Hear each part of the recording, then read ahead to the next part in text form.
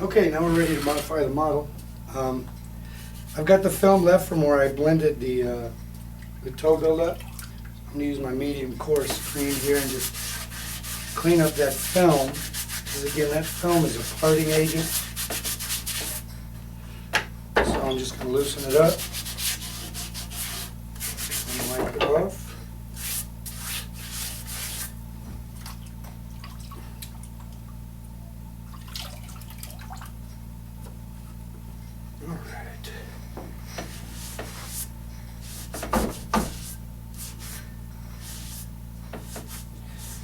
Some of the areas that didn't loosen up, I'll use a dry screen. I'm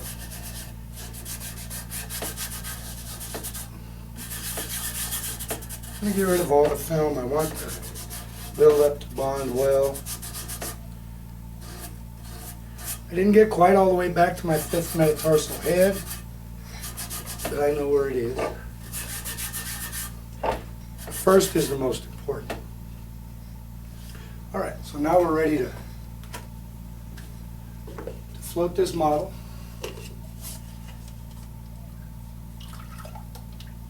Now this is dirty water, very dirty, so I'm going to get some clean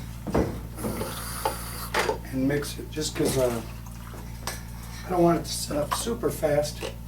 I'll typically get 3 cups, 2 cups a lot of times is all I need to modify. This one will probably require 3. And I want to make sure that I have plenty of plaster to finish the job.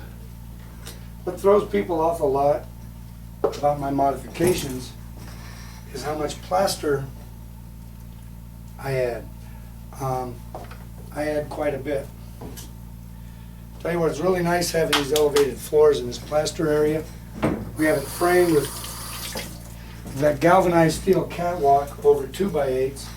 So it's 8 inches elevated, so we only have to clean it out every few months. It used to be once a year, but we've gotten just too busy. So clean it out a little more often. I don't know why I like the offset spatulas. They just make it easier to get to places. When I start my modifications, first I hit all the areas that require buildups. So, lateral malleolus, and what I want to do is get some plaster on there so that it starts setting up, and I want to not lose my apex. So all I do is glob some plaster on there.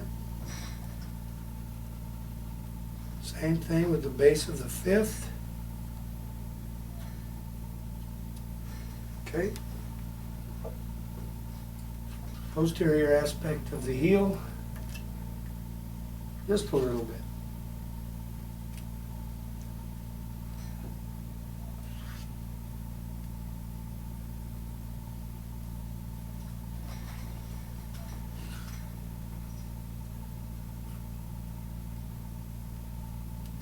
Just kind of round that heel a little bit. Okay, now the medial malleolus.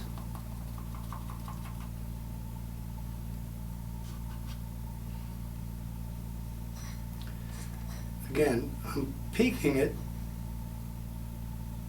so that I mark the apex. Now, the navicular.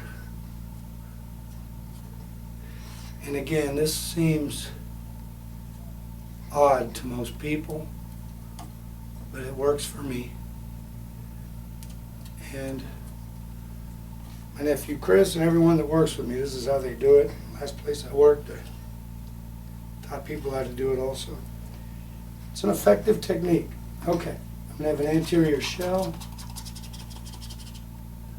There's a definite learning curve. So again, what I'm doing is hitting all my buildups.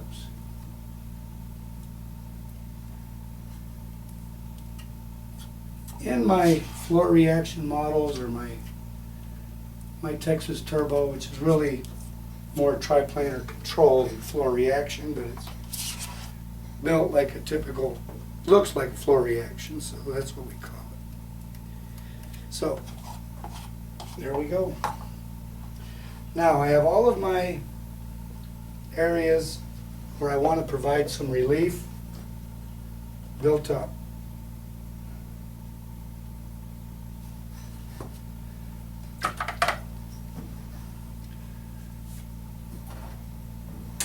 So I want to see where I'm at, so I go back to my original build-up, checking the consistency of the plaster, and it's good. And now I'm just shaping a little bit. I'm not going to do much right now. I'll do my shaping later. Okay, good. It's soft. Okay, now I pad my AFOs, so I need to add enough plaster to allow for 1/8 inch padding through the arch and to cover the malleoli and then the lateral malleolus. Cover both medial and lateral malleolus. I always keep towels handy for drying my hands. I wash them a lot. I want clean hands, modify them. I don't know how important it is. All right, so this is our final wash coat, and that's where we blend the buildups that we just put on with our coating of the model. I took my cast down. I basically eliminated the thickness of the stockinette. Now the patient's probably going to wear a sock with this, so I'm going to put back plaster to fill that sock area. Also, I want a little bit of, I don't want total contact through here. I'd like to have a little air circulation. What's important is proximal and the foot plate. This isn't so important, so I don't want a skin tight fit. Then it's just hot. There's no significant reason for a skin tight fit.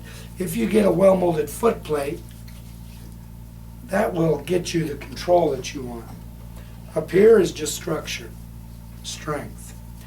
Okay, so now I'm going to float the model, make all of this one crust. And I just glob the plaster on.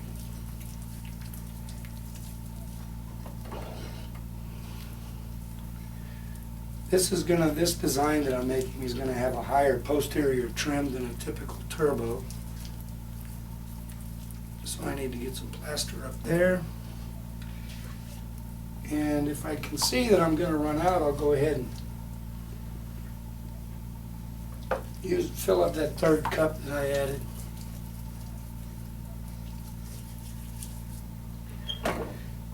Okay, now I'm gonna add padding in the arch, so I need to bridge that. I want to not lose my ST groove. If you keep this plaster moist, you can work it for a half hour. I won't work it that long, but as long as you understand the material and just keep it moist, you can keep working it. Right now it's about the consistency of clay or Play-Doh. And that's about all I need, but I'm going to go ahead and mix this since I made it. It's good about having a drop-through floor. You don't worry about the mess too much. Just stay out of the way. We've got a shovel. We pop these grates up. It's very simple, and shovel it out. Okay, so this is a real thick mix. It's going to set up hot. If needed, it'll be my final crust. Now it's time to shape. Now is where I use my screen that is more like a washcloth. It's just going to move this plaster around. So, now I carved my model initially to get my finished shape. So, now all I'm doing is blending and shaping and maintaining that shape and getting good transitions for my buildups and getting a good single coat. I can take this screen once I get it smooth and just push it up and get a really nice finish. This plaster doesn't cut much. This screen doesn't cut it kind of smooths and moves. So I don't think I'm going to need any of that last batch. Now I do want to get back to my model in some strategic areas. I know I don't have too much. And because we pour them with zonolite, you'll see that darkness coming through. Just want to make sure that I haven't gone too crazy with the plaster. I can see that lateral malleolus is a little big, so I'll blend it in. Now I took that measurement and I'm going to go back to 1/2 inch more than that measurement. Fill the arch, but I still got my ST groove here. A little buildup on the back of the heel. I do want to get back to my heel here. I'll do that with my dry screen when I go back to finish. You see this gets all gummed up. You can just run it under the water. Clean water cleans it a little quicker than your bucket. You can just pop your felt out and just roll it under the water. Clean it up.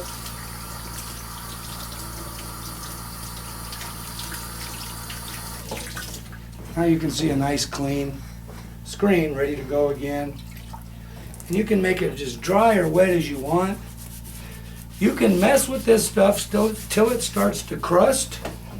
Once it starts to crust, leave it alone. Because all you'll do is get water under the crust causing your buildup to separate. And you don't want that.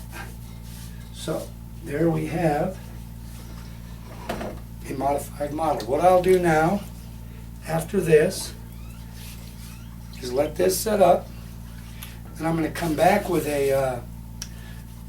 some dry screens and fine tune it, touch it up. There you have a very nicely modified model. Okay, our model ready to be polished off now. Originally I took the measurement at the mallet line. I had 3 inches. Now I've got 3 5/8. I just keep a little tape measure up here.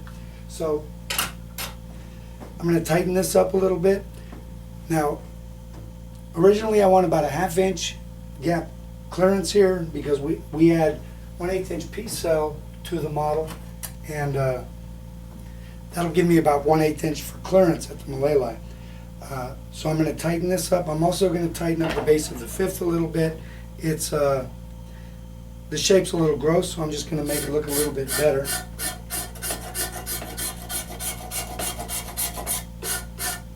Get back to my model a little bit. I want this to fit in the shoe, preferably the shoe they wore in. So I try to get a nice snug fit. I use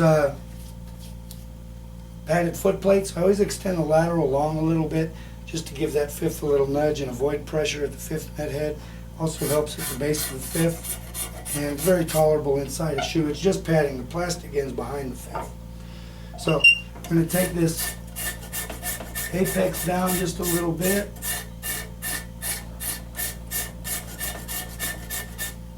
And this is the next day. I typically will work 5 or 6 models at one time. I get them to, most people I think when they start modifying a model, they start and finish and put it over in production. Me, I have 2 working stations and I have plugs for extra molds, which these would all be full if I wasn't shooting a video, of different models that I'm working on at the time.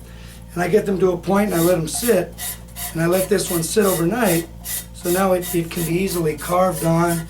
I'm securing my buildups. I've got a nice little ST groove here. I don't know if you can make that out, but I really want to isolate the heel. When you control the heel, everything else follows. So you want a snug fit.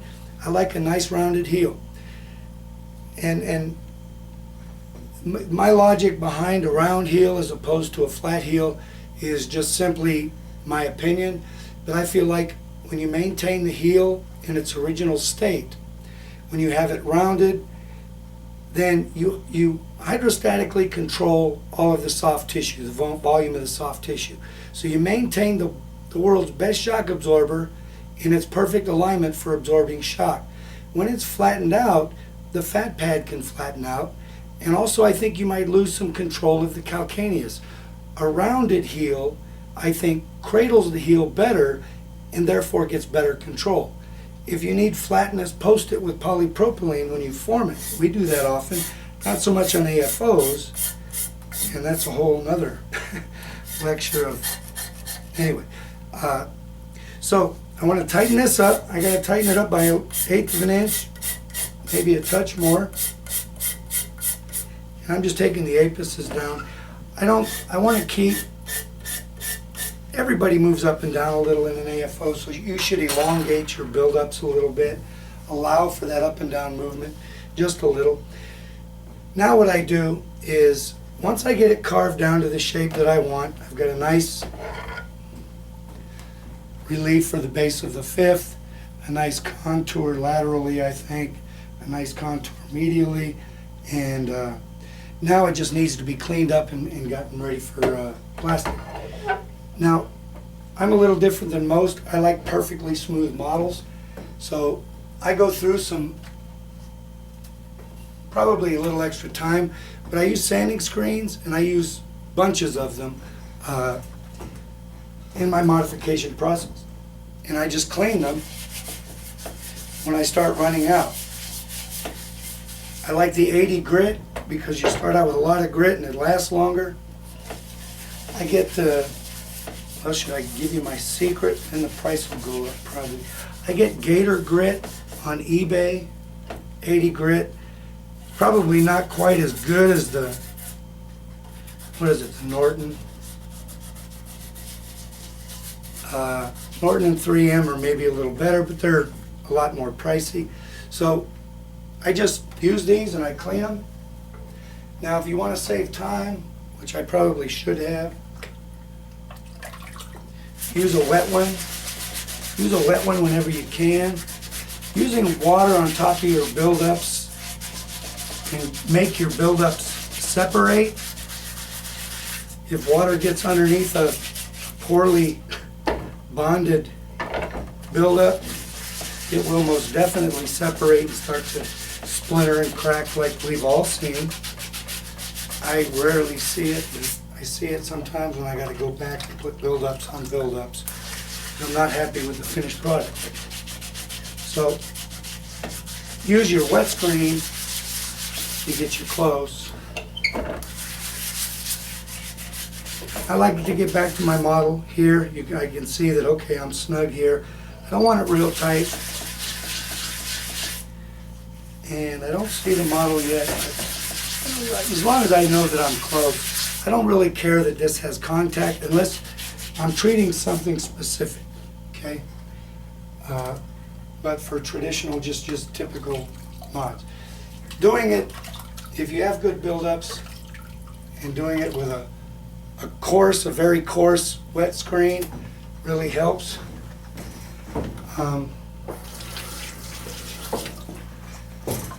So again, the old towel, and I want it just barely damp. I'm going to clean all this off. And if I want to dry screen it right away, I'll find a dirty dry towel and just try to suck up all that excess moisture. Because when your dry screens, if it's wet plaster, it's a lot harder to clean them. And I'll use 7 or 8 of these per model, just going back, polishing, fine tuning, and touching up.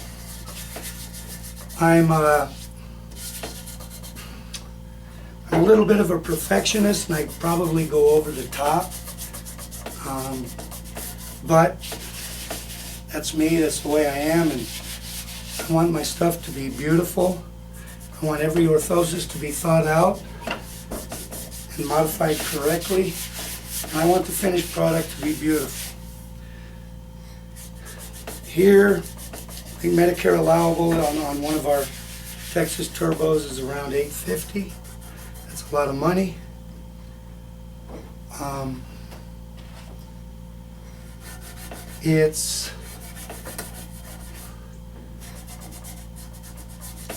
it should be beautiful. So I'm gonna finish just touching this up, but that's pretty much it.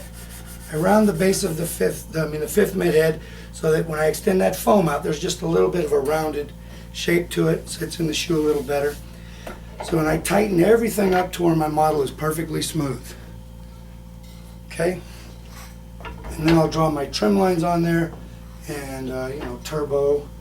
And I'll draw where the strut goes sometimes. All that good stuff. So I wanted to just show you, if you take care of your sanding screen, it will last forever. I've got old pieces that I keep handy, all different. I cut narrow strips and I cut wide strips, and it lasts a long time, and it's relatively inexpensive for the amount of work you get out of it. I just use a brush, a regular soft bristle, firm bristle brush, not real firm, and just clean these up. Knock all the plaster out. Just rub them gently so you don't rub the coarseness off, and you can use them multiple times. And I have a little piece of PVC running through my shelf here where I hang them up to dry. Just make sure your plaster cups aren't underneath. So anyway, it's that's how I take care of my sand screen. And like I said, I'll go through 8 or 10 on a lot of AFO models if I have to do a lot of correction, fine tuning.